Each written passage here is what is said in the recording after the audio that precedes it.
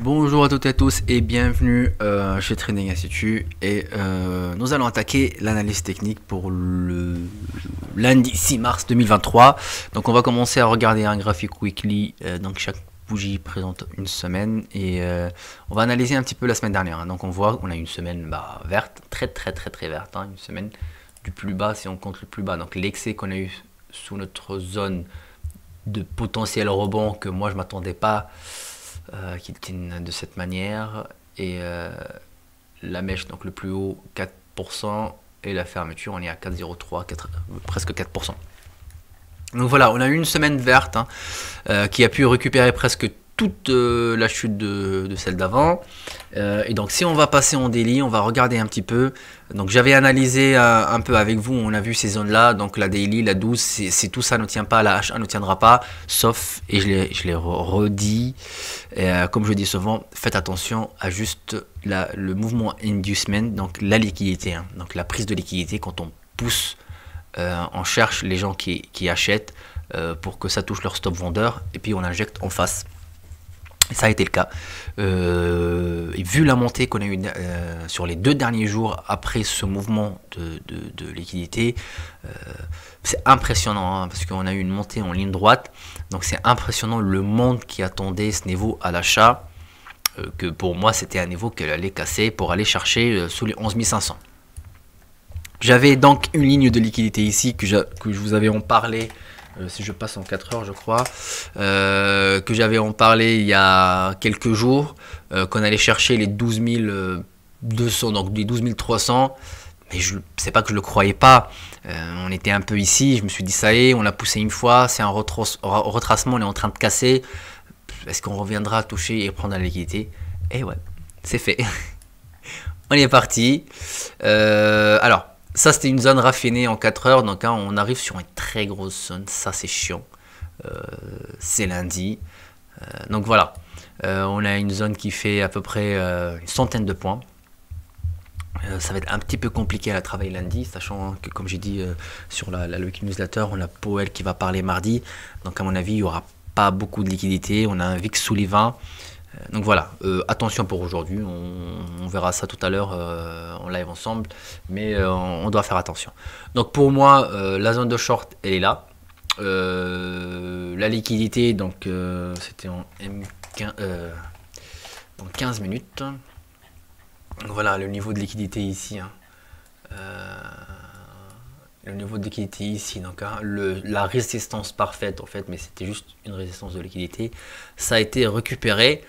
Et ce qui m'inquiète, non, mais ça a été récupéré, mais c'était pas juste comme ici, une récupération, hop, et on part. Là, pour l'instant, on continue même la hausse. Donc voilà, on va rester sur une journée un peu comme un lundi, une journée de confirmation.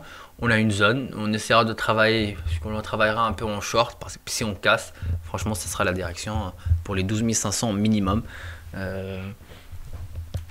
Donc voilà, si je regarde avec vous en M15, donc pareil pour voir mes blocs, donc j'ai une zone de short ici, à mon avis elle a été cassée, j'ai plusieurs zones de short, donc non, j'ai 2 zones de short, donc je peux pas trop raffiner, ouais, je peux pas, je vais laisser quand même en 4 heures,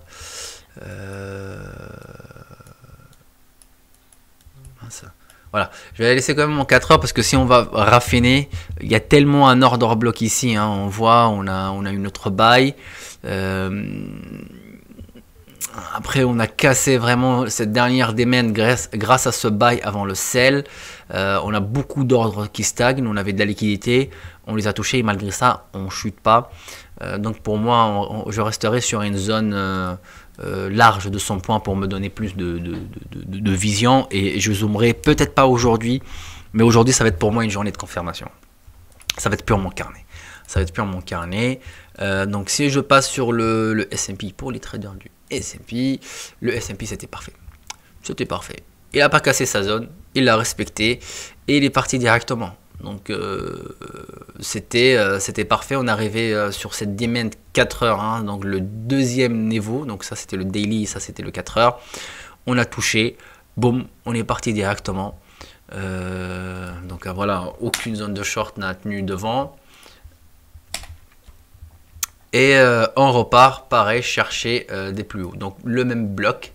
Le Nasdaq maintenant, il est en avance. Pourquoi le Nasdaq il est en avance maintenant sur le S&P que la semaine dernière, hein, on disait que le S&P, c'est lui qui était en avance sur le Nasdaq. Si vous avez regardé la Weekly Newsletter, j'avais parlé de Apple, hein, donc leur communiqué de presse qui ont décidé donc de prendre... j'ai pas le nom, faut que je retrouve l'article. Le développeur de iTunes, donc c'est lui qui va prendre iCloud. Et iCloud, c'est donc j'ai regardé le pourcentage, ça ramène 40% des bénéfices de Apple. C'est grâce à du iCloud. Hein, donc pas de vente de téléphone. Donc si on calcule tous les services, tous les téléphones, les ordi que Apple vend, 40% de leur chiffre d'affaires c'est grâce au iCloud. Et donc c'est un développeur qui a très bien développé avant le iTunes, qui a réussi à faire payer une plateforme de streaming. C'était la première, ça n'existait pas aucune, hein. Il n'y avait pas Spotify, il n'y avait pas les autres.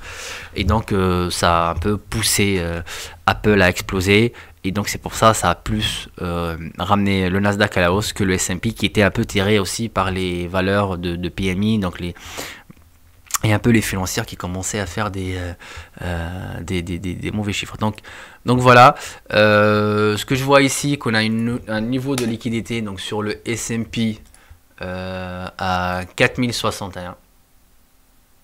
Donc si on respecte, il va suivre le Nasdaq.